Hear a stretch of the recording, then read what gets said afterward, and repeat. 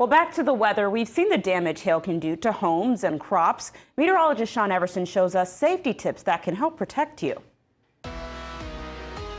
Well, we're continuing along with Severe Weather Awareness Week, and today's focus is on hail and wind safety. Of course, during severe weather season, the stronger storms we get can produce hail and wind, but there's a certain point where hail can become severe because hailstones come in all sizes, some very small, pea size to penny and dime.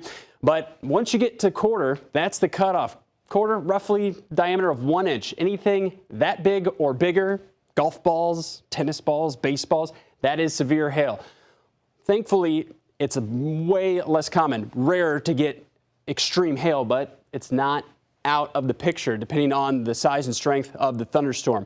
But again, we more frequently see the smaller hail, but the cutoff is quarter size or bigger. It's just one of the criteria that would make a thunderstorm severe. So you have to have one of the three: hail, at least 1 inch diameter or larger, wind.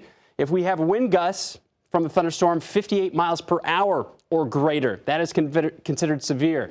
That's when we could see quite a bit of damage with hail or wind. And then if a storm could produce a tornado or is capable of, that could become severe as well. So similar to tornado safety with storms producing severe hail, severe wind, obviously damage to life and property is possible when you get hailstones that big or wind gusts that strong. So it's a good idea, obviously, to get inside, but again, stay away from windows. Put as many walls between you and the outside.